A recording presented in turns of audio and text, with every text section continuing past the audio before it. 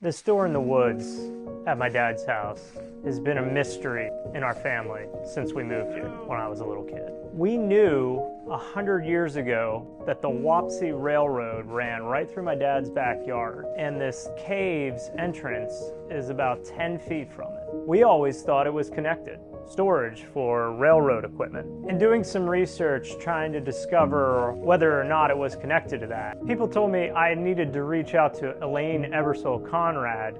She used to live on Wopsy Mountain, and she's been researching this for decades. Turns out there was a resort hotel up there that got destroyed in a forest fire. She uncovered this, dozens of photos, newspaper articles, and even unearthed some artifacts from the hotel. She said, "Meet me at the Beach Creek.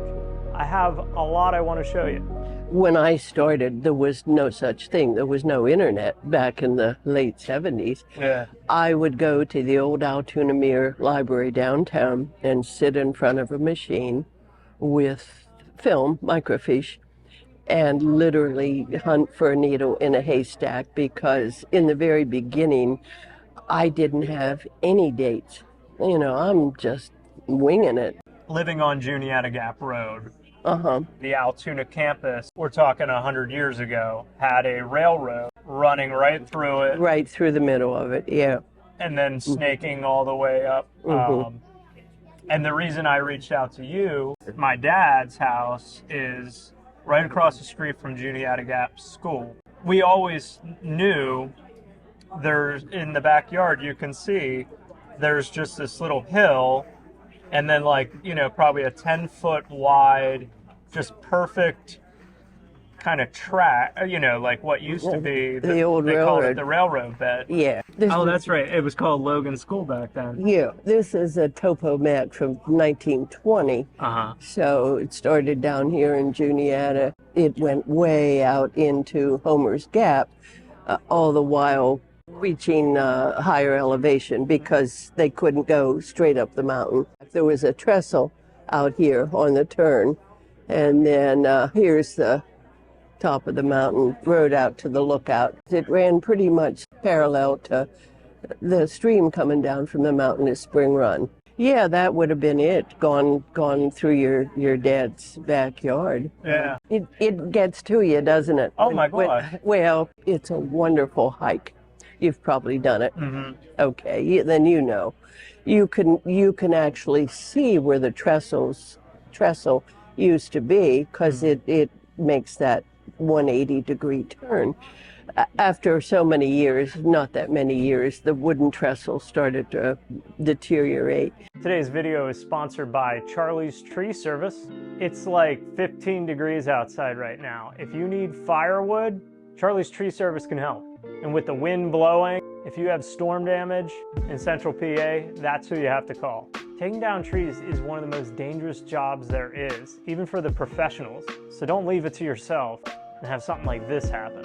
Call Charlie's Tree Service. Once again, they won Altoona's hometown favorite for tree removal. I think it's there if it's following, so, probably weren't supposed to do this, but we had four-wheelers growing up. Okay. And that was, we used to just take the railroad bed the entire way up. Oh yeah. And when you, there's a couple things, when you take that, hairpin turn, or it's probably a little wider, but they called it the sunken car.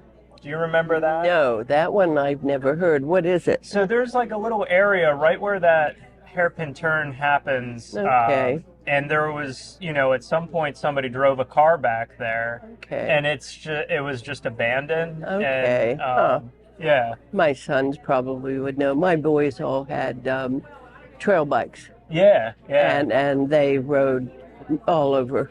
But where are all these photos from? How did you find them? I started when the Altoona Mirror office was downtown on Green Avenue, and then I've been doing this for over 50 years. So flea markets, eBay. Years ago, somebody left this on my doorstep. It's a book about Clearfield County Railroad, but there's a chapter in here on Wapsy. Oh, wow. Okay, Yeah. so after a while, when people know what I do, maybe they'll find something and they're not interested in that picture, but they'll say, hey, I saw a Wopsy picture. Pretty nice collection of Wopsy stuff. It all began when? Well, Your fascination with it. when we moved in 72, I had a 6-month-old son and a 3-year-old, and then our third son was born when I was there. The people that lived next door were the Hotel Foundation existed. They started telling us stories, maybe the late 1970s. Do you know there used to be a hotel here, and there used to be a railroad that ran through our front yard, and I just started digging and talking to people and researching, and it's been, sometimes I would put it aside for years at a time, busy with jobs and husband and house and kids, and then, but I always come back to it. Probably am one of the few people in the area that has ever collected Wopsy photos and memorabilia, but the hotel was big. Yeah. It was only there for 13 years. It opened in 1889 and it burned. There was a forest fire up there in 1903. And then they didn't rebuild the hotel, but the people that owned the resort and the railroad continued to operate. And so church groups, Sunday school groups, etc., would picnic there in the summertime. There was a baseball diamond where people, where a lot of baseball games. There was a bowling alley, a merry-go-round. It was the site for a lot of years of summer picnics. And then, people started buying cars. And the railroad stopped running somewhere around 1919, 1920. Before that, people didn't go far for entertainment. When people got a Model T Ford, they were driving further. You could also take the train down to the beach in those days. So this era came and went and died, just like, the Logan Valley Mall. I just was born with too much curiosity, okay, where other people would say, yeah, well, I love it, so. You were saying when you lived there, you were doing yard work, excavating, and you were unearthing remnants. Well, there were 3 properties, 3 houses where we lived originally, the center where the hotel was, and then where we built our house. And when we had access to that piece of equipment, he cleared all the trees to cut down the danger of forest fire. So the whole backyard was one mass level area. And again, when it rained, the hotel dishes were that thick white, and you would see them. I got some relics, but I could have done a lot more had we not been busy building the house. I know who owned that piece of ground from the time the William Penn family. This is 1859. This guy, A.L. Holliday, Alexander Lowry Holliday, he was the grandson of the guy who settled here. He owned it. He bought it from the Commonwealth of Pennsylvania. At that point, a man named Thomas Keyes, he bought it from Holliday, and I have all the deed transfers. Oh, really? I have to prove everything. I'm weird. But anyway, so I haven't written the story yet, but eventually I'll get it all out there. But I've been doing this for a long time. Anytime you do research, genealogy, family history, names, you always have to keep an open mind for spelling. Sure. The first time this came up, it was like, whoa, okay. Well, and when I started doing the research, You know, there's two sites online where you can, it's a searchable database for all the old newspapers. Yeah, somebody told me, I think, about newspaperarchives.com. First time I did that, I just freaked out because I typed in the word Wopsononock, and the number of hits was just hundreds. Wow. And it was like, whoa. So, yeah. I did the Blair County Genealogical Library newsletter for 15 years. Oh, okay. And I'm a volunteer over there. They gave me a membership for newspapers.com, and I still have it.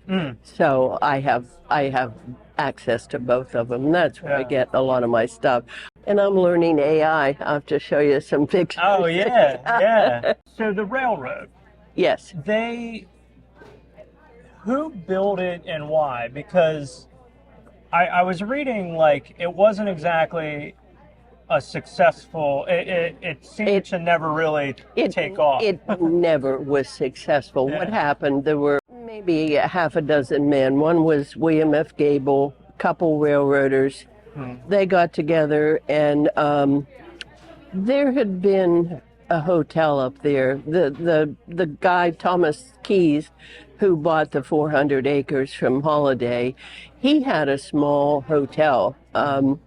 And I didn't know about that until, I don't know, maybe 20 or 30 years ago. But people always went up there in the summertime to cool off. And there already was a small hotel almost in the same footprint as the other hotel, the most recent hotel. So these men were aware that people were drawn to that for cooler temperatures. And then Thomas Keyes was at the end of his life in the mid-1880s, and his wife had already died, and he knew he was getting older. He offered the 400 acres for sale, and so these guys got together and decided to build a hotel, build a railroad, and, you know, have a resort up there. The thing is, there were two factions that tried to gain control of the endeavor, and they never, ever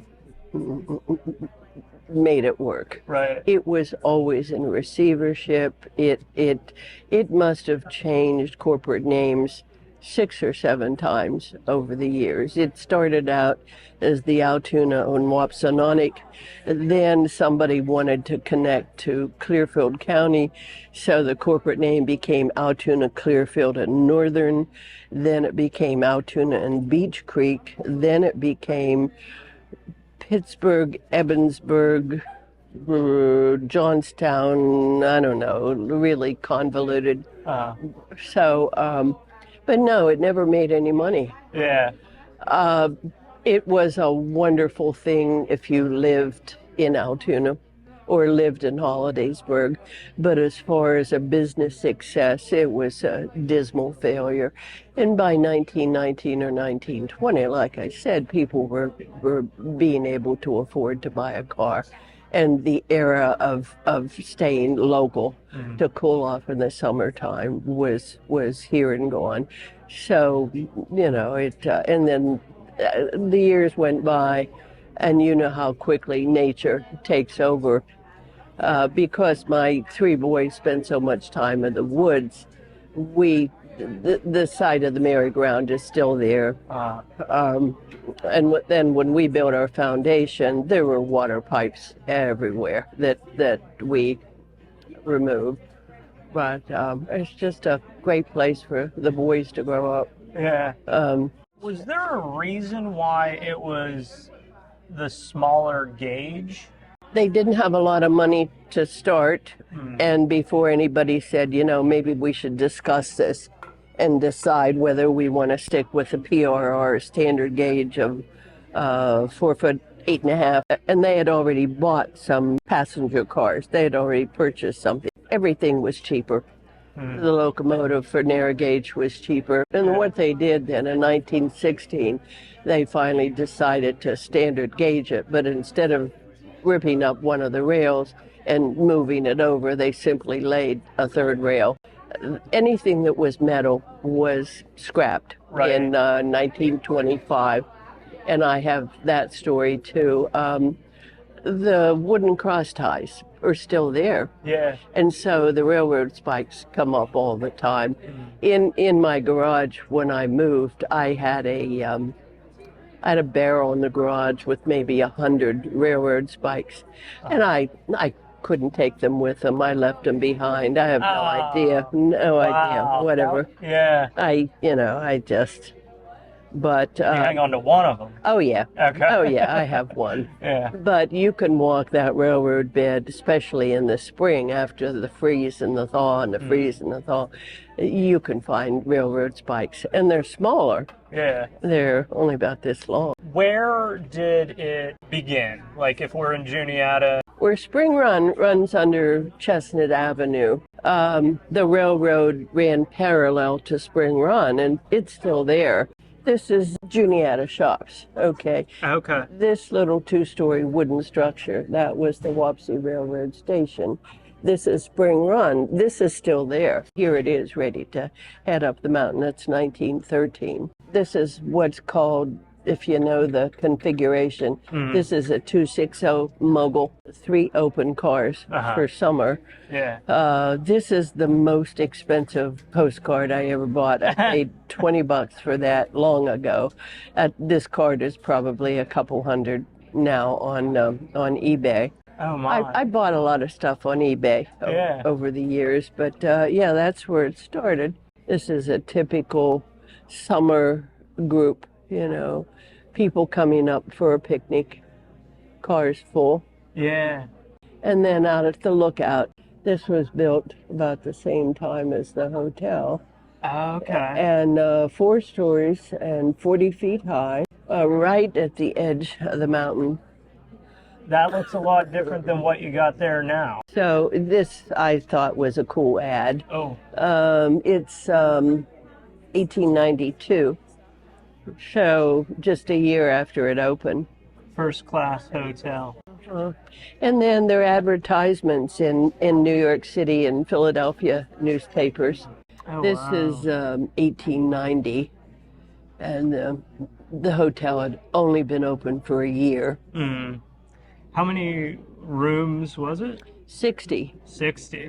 Wow. That's pretty big. That's huge. Yeah. Yeah. I have pictures inside. 1889, a menu that was in the paper Oh, okay. from the hotel. Yeah. Cost 50 cents, well, 75, 50. Yeah, so I got good stuff. Lots of good stuff. They described it as the Alps of America. It was just advertising, nothing more. Okay. There's a site where I'm 99.9% sure that's where the merry-go-round is, because there are 3 concentric circles of concrete that is about this high. They're posts. It was the base, the foundation of the merry-go-round. There's a couple things that maybe you could lend your thoughts on. Okay. One Sure. is Wapsy has the folk tale of the White Lady. I never have dabbled in that. A neighbor girl at one time told me she was alone driving across Skyline Drive when she was in high school, and she swears she saw the White Lady. I don't believe in ghosts, so Yeah. every town in the country that has an overlook that is a little bit spooky has a tall tale similar to that, whether it's a lady in white or whatever they call it. Sometimes there's a reason why stories like that get started. I didn't know if there was... I think people just telling stories. Yeah. There's another story, and I had old guys, you know, I used to give slideshows all the time, hundreds of them, but anyway, there was an old guy one time in the audience, and he said, when I was a boy, he said, I could see those lights, and those lights in downtown Altoona spelled out Altoona. Oh, yeah. That's never. not true. No. Okay. No. I think how that story got started at one time, Gables in downtown Altoona, that's where the first radio station started. WFBG was in, and you know, WFBG is for William F. Gable. They had an antenna on the top of the Gables department store. They were afraid, as airplanes became more prevalent, that an airplane was going to hit the tower, the radio transmission tower. So at one time they had a beacon light, and it spelled out in Morse code, Altoona. I think that might be how the Altoona, spelling out Altoona, could have started. But the other one growing up that people talked about was, did anybody ever drive off? Oh yeah, that did happen. There were a couple attempted suicides. Oh, okay. And it was a heck of a thing for like the fire department or AMED or whatever to reach the person. Yeah. No, at one point somebody went the whole way back, probably to the main highway, and then floored it and went flying out over. I don't think she died. Oh yeah, more than once. That wasn't just a legend. No, that's true. For people that don't know, Trivial Pursuit 2025, what is this? When COVID hit, mid-March 2020, I live alone. Mm-hmm. And my sons all live somewhere else. It was like, holy what am I going to do? You know, I'm going to go crazy if I don't find something to do. I started this to keep my sanity. I can't even tell you how many posts I've made. One a day, every day, or multiple posts every day since March of 2020. If I had never lived there, I probably would have gotten interested in something else. But no, I've got 2,300 people. So I reached out to you because when I was growing up, there's a cave in my dad's backyard. Oh, okay. I don't wonder. We were told, and we always thought, that it was related to the railroad back there. Oh, I think you sent me a picture. Yeah, I have. Yeah, let me see. I don't know what that would be. I think you said it might be like a root cellar? Somebody maybe that bought large quantities of potatoes or apples or... you know, a lot of people would do that in the fall. Yeah, that's what that looks like to me. Yeah. You know, I'm just speculating. Yeah. It does have, like, it's, you know, you can see how well crafted it is. Yeah. And then it's like steel or iron beams. Your dad never heard about... We reached out to the guy who used to live there. It was a doctor who built the house, Dr. Mattis. Probably Skip. Yeah. Skip Stad. Skip Stad. Yep. Okay. Hi. Hey. Oh my gosh.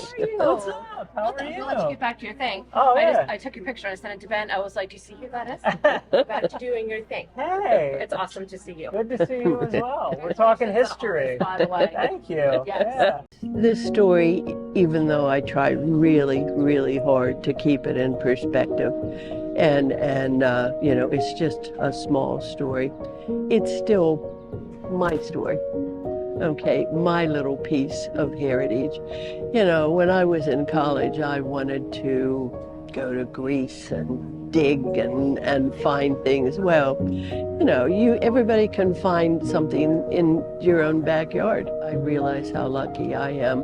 I know my time clock is ticking at age 81, but my husband didn't get a chance to grow old. He was 63 when he died. For me, not to make the most of this extra gift of life would be obscene to not, you know. So I do it for that reason too.